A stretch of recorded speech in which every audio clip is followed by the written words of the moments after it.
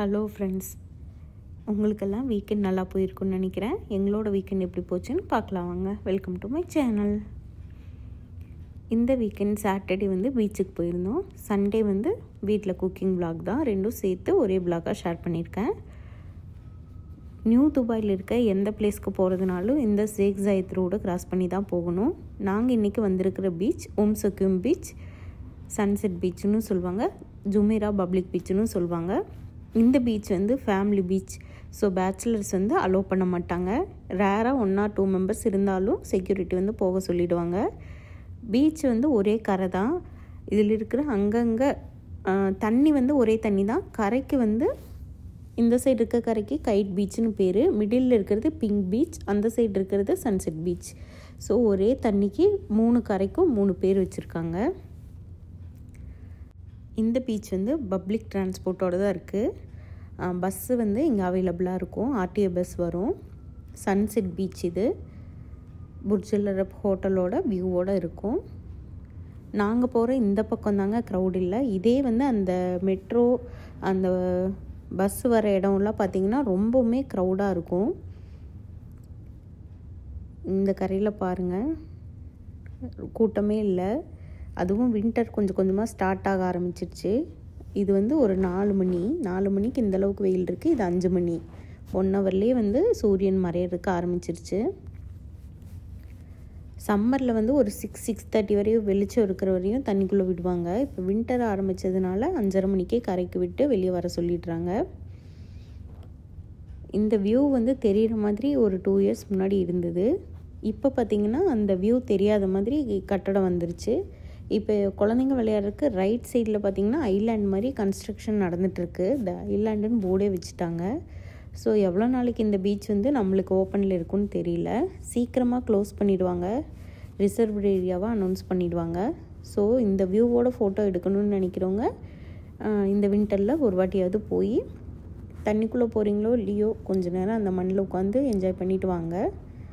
UAE flag டேக்காக அந்த area ஃபுல்லாகவே ஒரு ஃப்ளாக் கார்டன் மாதிரி செட் பண்ணிட்டுருக்காங்க. நாங்கள் போகிற டைமுக்கு வெறும் குச்சி மட்டும் நட்டுட்டு இருந்தாங்க. அது இப்போ ஓப்பனில் இருக்குது. இந்த வீடியோ போஸ்ட் பண்ணுறப்ப அது பப்ளிக்கோட விசிபிலிட்டிக்கு விட்டுட்டாங்க. கண்டிப்பாக போய் பாருங்கள். இப்போ சண்டே மார்னிங் பிரேக்ஃபாஸ்ட்டுக்கு தக்காளி கத்திரிக்காய் போட்டு இந்த கடையல் மாதிரி பண்ணிட்டேன். மார்னிங் ஏதாவது சிம்பிளாக சாப்பிட்டோன்னா தான் மத்தியானம் நான்வெஜ் பண்ணுறப்ப நல்லா விரும்பி சாப்பிடுவாங்க.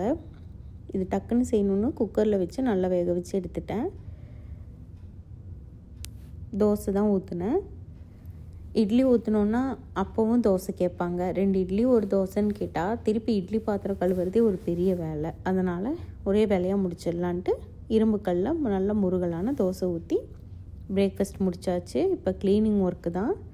காஃபி குடித்து பிரேக்ஃபாஸ்ட் சாப்பிட்டது ஃபுல்லாக எடுத்து போட்டு எல்லாம் நீட் பண்ணியாச்சு. இப்போ லஞ்சுக்கு ரெடியாக இருக்கேன். ஹஸ்பண்ட் நான்வெஜ் வாங்கிட்டு வரேன்னு போயிருக்காங்க. இந்த தடவை 1.5 கிலோ மட்டனும் ஒரு சிக்கனும் வாங்கிட்டு வந்திருந்தாங்க. ஸோ 1 கிலோ மட்டன் எடுத்து குழம்பு வச்சு இருத்து வறுத்துட்டு 1/2 kg மட்டனில் பிரியாணி பண்ணிக்கலான்ட்டு ரெடி பண்ணிகிட்ருக்கேன். மட்டன் குழம்புக்கு சின்ன வெங்காயம் இந்த மாதிரி நல்லா வணக்கிட்டு, இது ஒரு 3/4 கிலோ 1/2 கிலோவுக்கு மேலே தான் இருக்கும். இந்த வெங்காயத்தை கருவேப்பிலை சேர்த்து வதங்கினதுக்கப்புறம் மல்லித்தூள், வரமிளகாய்த்தூள், மஞ்சத்தூள் சேர்த்து அரைச்சி எடுத்துக்கலாம். குக்கரில் இருக்கிற மட்டன் குழம்புக்கு, வடச்சட்டியில் இருக்கிறது பிரியாணிக்கு. இப்போ அரைச்சி வச்சுருக்க மசாலா கூட உப்பு தண்ணியும் சேர்த்து இதை குக் பண்ணி எடுத்துக்கலாம். எப்போவுமே சின்ன வெங்காயம் போட்டு சமைக்கும்போது அந்த குழம்போட டேஸ்ட்டே வேறு லெவலில் இருக்குங்க. கண்டிப்பாக ட்ரை பண்ணி பாருங்கள். பெரிய வெங்காயம் உரிக்கிறதுக்கு ஈஸியாக இருந்தாலும் அந்த டேஸ்ட்டுங்கிறது உங்களுக்கு கிடைக்காது. கம்பேர் டு சின்ன வெங்காயம் பெரிய வெங்காயத்தோட டேஸ்ட்டு கம்மி தாங்க. உங்கள் மட்டன் எவ்வளோ தூரம் வேகுமோ அவ்வளோ விசில் விட்டுக்கோங்க. மட்டன் வேகிற கேப்பில் சிக்கனை கழுவிட்டு எலும்பு தனியாக பிரிச்சுட்டேன். சூப்புக்கு போன்லெஸ்ஸை பிரித்து சில்லி பண்ணிட்டேன், மேரினேட் பண்ணி வச்சுட்டேன். இப்போ எங்கள் மட்டன் குக்காய் வந்திருக்குது. சூப்பராக குழம்பு ரெடி. தண்ணி குழம்பு மாதிரி வச்சாச்சு.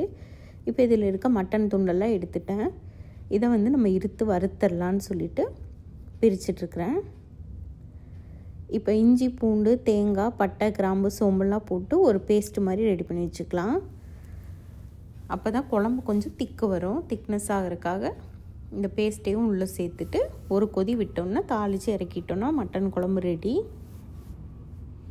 எங்கள் கோயம்புத்தூர் திருப்பூர் சைடெலாம் பார்த்திங்கன்னா காலையில் இட்லி கறி குழம்பு இப்படி தான் வைப்போம். அவ்வளோதான். இப்போ மட்டன் குழம்பு வந்து ரெடி. எடுத்து வச்சுருக்கோம், அதையும் வறுத்துக்கலாம். இது ஒரு கொதி வரட்டும். சைட் பை சைடில் பிரியாணிக்கும் அப்படியே ரெடி பண்ணிட்டேன். இப்போ பிரியாணிக்கு தான் விசில் வச்சுருக்கேன் அதே குக்கரில். இப்போ வந்து குழம்பு இந்த சட்டியில் மாற்றிட்டேன். நம்ம இறுத்து வச்சுருந்தோம்ல மட்டன், அதை வந்து சின்ன வெங்காயம் போட்டு நல்லா வதக்கி எடுத்துக்கலாம்.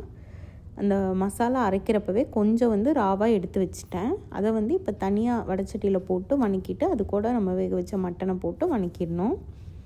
குழம்பு கொதிச்சிருச்சு, தாளித்து வச்சுட்டேன். ஒயிட் ரைஸும் வச்சுட்டேன். Mutton ready. இப்போ பிரியாணியும் ரெடி ஆகிடுச்சு. பிரியாணியோட ரெசிபி ஷார்ட்ஸில் அப்லோட் பண்ணியிருக்கேன். விருப்பம் இருக்கவங்க செக் பண்ணி பாருங்கள். அவ்வளோதான் இந்த வாரம் சண்டே மெனு. எல்லாமே குவான்டிட்டி அதிகமாக செஞ்சுட்டேன். மட்டன் பிரியாணி, மட்டன் குழம்பு, இறுத்து வறுத்த சிக்கன், அப்புறம் சிக்கன் சூப்பும் சிக்கன் சில்லியும் பண்ணிவிட்டு கிச்சனையும் க்ளீன் பண்ணியாச்சு. இதுதான் எங்கள் வீட்டு மெனு. இந்த வீடியோ உங்களுக்கு பிடிச்சிருந்தா என்னோடய பேஜ் ஃபாலோ பண்ணிக்கோங்க. இந்த மாதிரி இன்ட்ரெஸ்டிங்கான விளாக்ஸ் வேணும்னா கமெண்ட் பண்ணுங்கள். இன்னொரு இன்ட்ரெஸ்டிங்கான வீடியோவோட நெக்ஸ்ட் வீக்கெண்ட் பார்க்கலாம். தேங்க்ஸ் ஃபார் வாட்சிங்.